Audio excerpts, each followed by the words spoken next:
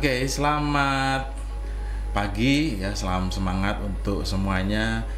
Salam KBS, Pembelajar cerdas, tangguh, bahagia. Yes, ya luar biasa. Kak Catur, hari ini kita ketemu lagi dalam suasana yang saya kira menyenangkan ya. Kita ketemu sama anak-anak lagi.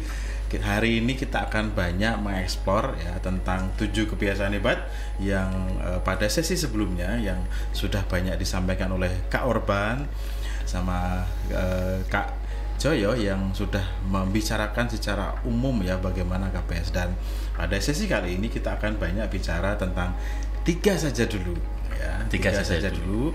Yang pertama adalah tentang bagaimana kita bangun pagi yang luar biasa ya, supaya bangun pagi kita itu ke sekolah itu biar semangat itu seperti apa ya. Kemudian bagaimana kita beribadah, karena ibadah itu juga membuat kita bisa khusyuk, bisa mindfulness begitu bahasa sekarang. Kemudian yang terakhir nanti kita akan bicara tentang bagaimana kita mempunyai fisik yang bagus, ya. sehat, kuat begitu ya. Ya, yang tentunya akan mendukung kegiatan belajar kita, keseharian kita. Nah, betul. Nah, menurut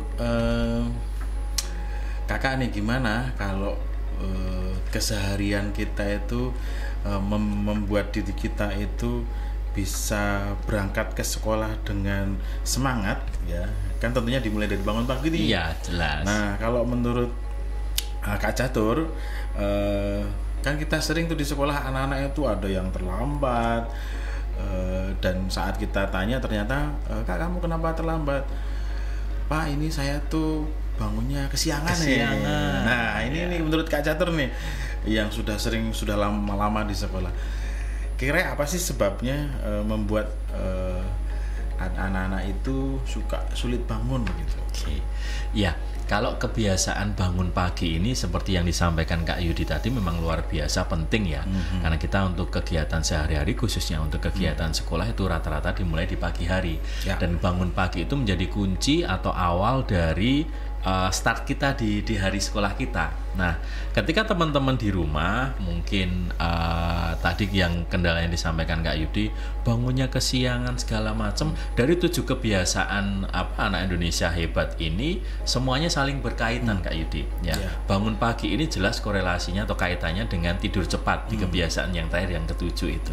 Dan ketika teman-teman mengalami kesulitan untuk bangun pagi, nah kita harus cek dulu kegiatan kita sebelumnya apa. Tidur cepat itu sangat penting karena mempersiapkan kita dalam kegiatan di hari berikutnya bisa bangun lebih pagi. Nah, bangun lebih pagi ini juga memiliki arti yang sangat penting.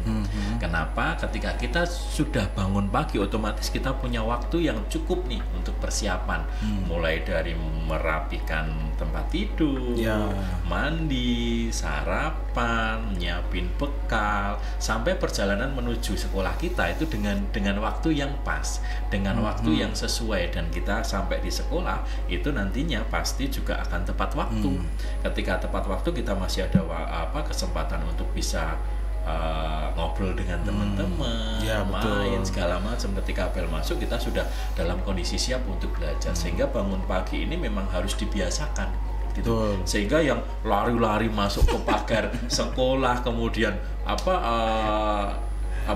manggil ibu bapak, ayo berangkat segala macam, ini sudah telat, nanti aku diginiin gitu. Nah, itu udah nggak ada lagi. Dan 7 program ini yang nomor 1 adalah bangun pagi ini saya kira menjadi sebuah kebiasaan yang memang tepat, yang memang penting, karena bangun pagi itu akan menentukan bagaimana aktivitas kita dalam keseharian nanti. Kalau kita mulai dengan wajah tersenyum, ceria, tentunya seharian itu ya lebih enak, lebih bisa dinikmati. Dan kita tentunya juga pasti membuat orang-orang di sekitar kita juga pasti akan senang dengan adanya kita gitu. Nah, memang kalau saya coba explore ya Kak Catur, ya pengalaman-pengalaman yang mungkin kita alami ya. Karena kan hidup kita cukup lama ini cukup lama. Nah, itu kan bahwa mengalami sulit bangun itu kan juga hal yang pernah kita gitu ya. Karena kan kita udah berkali-kali bangun pagi. Nah, tahun-tahun bangun pagi. Memang dibandingkan saya harus fokus dengan alarm ya. Kan biasanya anak-anak itu kan kadang nyalain alarm. Alarmnya sampai kenceng Gitu. Banget berkali-kali. Ya tetap nggak bangun. Nah, sebenarnya yang lebih kuat ya menurut saya ini ya, versi saya dari pengalaman saja itu lebih ke diri kita sendiri ya. Kita sejak malam ya, kalau kita punya kepentingan pagi, sejak malam itu kita perlu sounding ya, perlu ngomong ke diri kita sendiri. Yuk badan ya, yuk kita bangun yuk pagi jam 4 jam 4 begitu ya. Itu kita ngomongin ke diri kita sendiri supaya badan kita tuh tahu maunya apa sih gitu. Dan ternyata dari pengalaman-pengalaman yang tadi saya lakukan itu efektif banget dibandingkan kita harus membangunkan sekampung ya dengan alarm yang kenceng tapi yang harusnya bangun malah nggak bangun-bangun ya. Nah ini nih yang menurut saya kadang di anak-anak kita tuh suka meleset ya. Iya. Teman-teman suka meleset gitu. Nah itu coba nanti coba diterapkan ya anak-anak semua coba supaya paling tidak ya ini satu trik yang sudah terbukti dan bisa dicoba, dan itu benar juga. Nggak cuman Kak Yudi di sini, saya juga mengkondisikan hal yang sama. Jadi sebisa mungkin kita bukan bangun karena alarm, tetapi sebisa mungkin kita bangunkan alarm. Dan sebelum tidur itu kita seperti berkomunikasi dengan diri kita. Yuk kita istirahat sekarang, terus besok pagi bangun jam sekian. Kalau saya juga bawa dalam doa saya, Kak. Jadi saya berdoa, ya Tuhan bangunkan saya besok pukul. Nah, kurang lebih seperti itu. Nah, harapannya secara nggak langsung kita juga berdialog dengan diri kita, dengan fisik kita, sehingga nanti ketika sudah waktunya itu kita bisa bangun. Dan sejauh ini yang saya praktekkan itu juga bisa jadi andalan. Bahkan alarm belum bunyi, saya sudah bangun, sudah beraktivitas, sudah siap-siap segala macam. Dan itu memang patut untuk diterapkan, bisa dicoba untuk teman-teman di rumah ya. Bawa dalam doa kalian sebelum tidur, kemudian tidur, nanti dicoba ya. Bangunnya pasti lebih cepat daripada alarmnya. Seperti itu. Nah, saya nambahin satu lagi perihal bangun pagi ini ya. Karena tadi ya bangun pagi dan malam tadi kan kata bangun pagi dan malam itu kan saling korelasi ya. Iya, ada hubungannya. Ada hubungan yang itu menarik.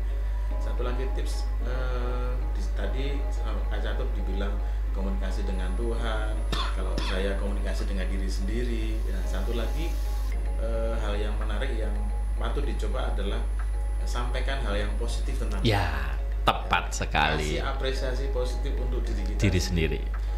Ya, dari mulai mungkin saya menarik, saya asik, pokoknya kalimat-kalimat yang positif yang membuat diri kita itu ketika bangun fresh ya.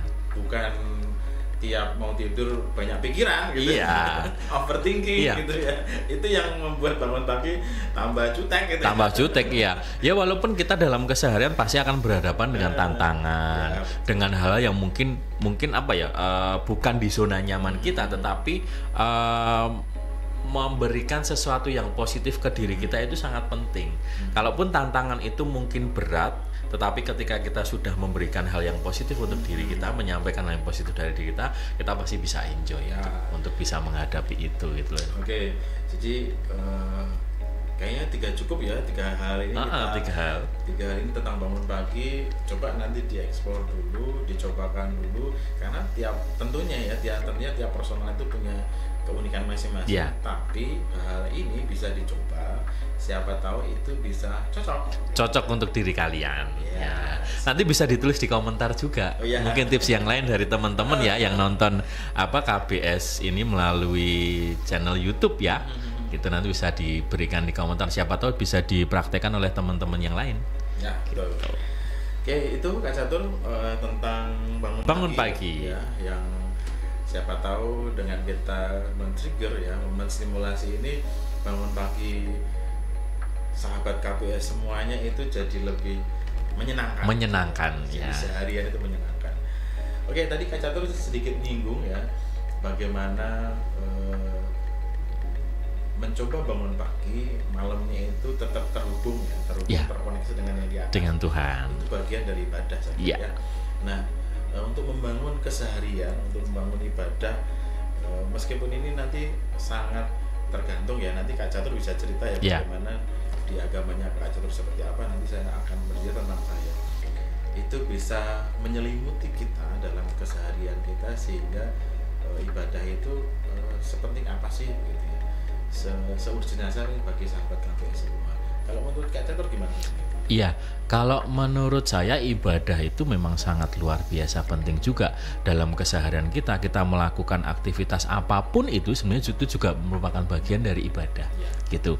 Bagian dari ibadah, bagian dari apa yang menjadi praktek dari apa yang kita yakini, kita percaya ajaran Tuhan, kemudian apa hal-hal yang menjadi petunjuk Tuhan segala macam kita terapkan dalam kehidupan sehari-hari. Dan kalau di saya kebetulan saya beragama Kristen, itu ibadah itu juga menjadi bagian yang penting. Malam sebelum tidur itu juga biasanya berdoa, dan di dalam doa itu saya berkomunikasi dengan Tuhan, apa yang menjadi harapan saya, apa yang menjadi mimpi saya, bahkan yang menjadi kendala atau tantangan saya coba curahkan di situ semua. Dan melalui proses itu pastinya Tuhan akan memberikan petunjuk dengan berbagai macam cara. Dan itu ketika beribadah itu menjadi sebuah kebiasaan yang baik, yang dicanangkan, maksudnya dicanangkan itu menurut saya menjadi hal yang positif juga, sangat-sangat positif. Kenapa? Karena di dalam kehidupan kita ini Tuhan tetap yang maha menentukan tentang kita, dan kita tidak bisa hidup dengan semau kita sesuai dengan rencana-rencana kita. Tetap rencana Tuhan itu menjadi dasar dalam kegiatan kita sehari-hari. Begitu kalau menurut saya. Artinya kan di luar bahwasanya kerangka ibadah kita itu beragam ya. Kita punya keyakinan yang beda-beda dengan tata cara yang beda-beda, tapi ujungnya bahwasanya kita cari ketenangan tuh ya.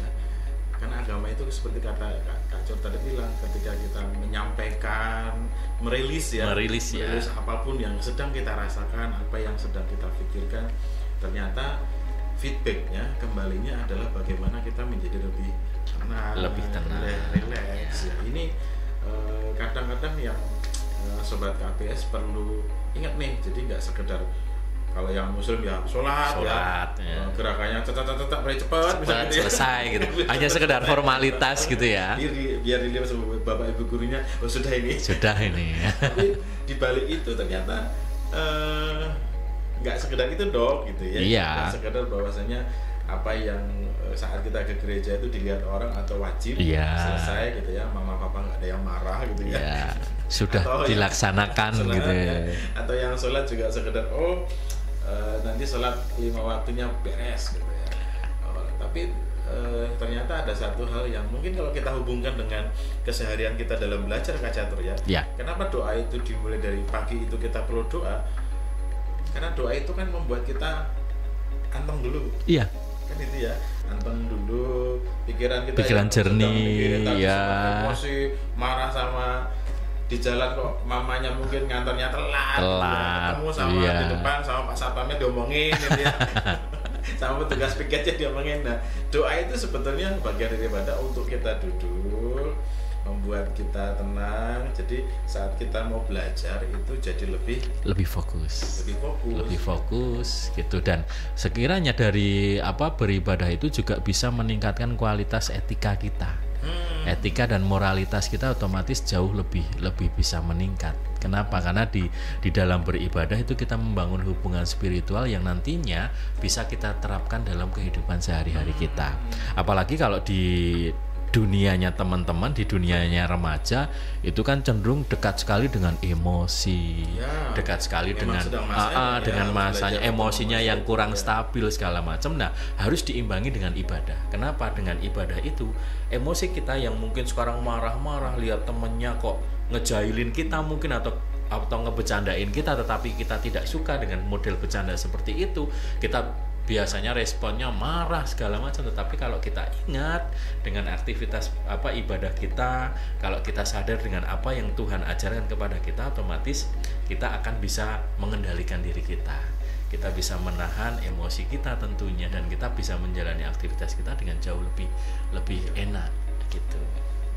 luar biasa ya, ternyata ibadah ya nggak cuman yang di kasat mata yang ya. di depan mata, tapi ternyata bicara ibadah adalah bicara isinya, konten, bukan kontennya, isinya, kandungannya, substansinya, sehingga kita merasakan mindfulness dapat, ya, ketenangan dapat, mengatur emosi juga dapat. Nah, ternyata kenapa ini menjadi salah satu komponen utama dalam 7 kebiasaan. Ya, salah satunya itu, nggak sekedar ritual dan pahala dan dosanya. Iya. Tapi ternyata luas sekali. Dan kadang itu atau bukan kadang sih, sering kita nggak sadar akan hal itu gitu. Oke Kak Jatuh, tadi kita membangun awal di bangun pagi, bangun kaki, keterangan juga, soulnya dapat. Ini juga ibadah juga ke sana. Nah ini yang ketiga nih Kak Jatuh, kita bicara tentang olahraga. Ya, olahraga ini kadang Kak Yudi, kadang kalau untuk teman-teman khususnya usia remaja, olahraga itu kadang menjadi sesuatu yang positif dan negatif. Karena berbagai macam tipe remaja sekarang ini kan ada yang senang banget olahraga nih. Yang sekarang lagi booming olahraga, ada pedal, ada lari, ada senam, segala macam, lagi rame itu ya. Mungkin untuk teman-teman yang senang dengan olahraga, 7 kebiasaan atau salah satu kebiasaan dalam 7 kebiasaan yang dicanangkan ini adalah olahraga itu menjadi sesuatu yang positif. Tetapi ada juga yang menganggap itu ngapain sih olahraga, mager, panas, nanti gerah segala macam. Nah, untuk teman-teman yang masih punya pikiran seperti tadi ya, mager segala macam, olahraga itu sangat besar manfaatnya.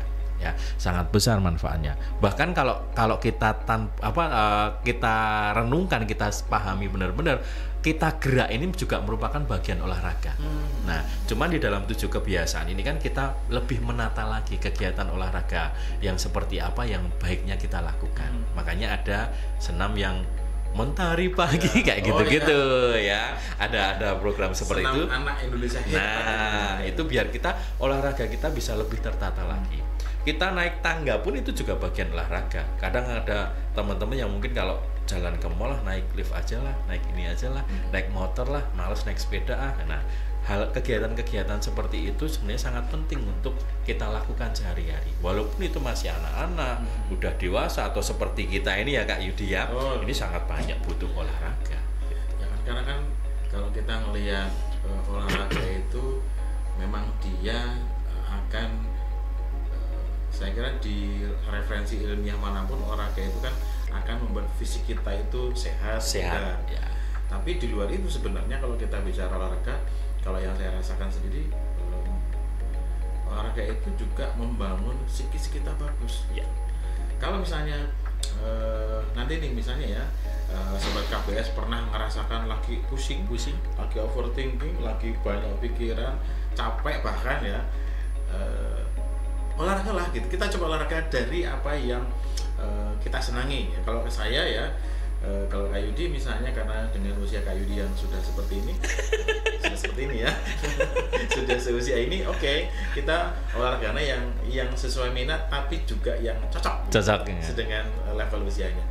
Saya jalan kaki 30 menit ya, 30 menit atau kalau ngejar sekitar 3-5 kilo. Itu ternyata dari pengalaman yang saya rasakan, dari yang awalnya pikiran kita itu kusut gitu Kak Catur, dari yang awalnya badan kita tuh capek gak karuan, dengan jalan kaki saja, jalan kaki yang memacu kita ya, agak kerasa jantungnya itu berdebar gitu, itu justru membuat badan yang awalnya nggak enak itu ternyata jadi lebih enak, lebih ringan ya, lebih ringan. Itu yang sebenarnya anak-anak itu atau mungkin banyakkan orang juga ya, yang difikirkan adalah olahraga itu capeknya, bukan rekreasinya. Nah ini yang saya kira kita perlu. Kenapa ini masuk di sini? Karena olahraga, kalau saya lihat di sini, olahraga tidak hanya sebagai membuat badan kita bugar, itu pasti, tapi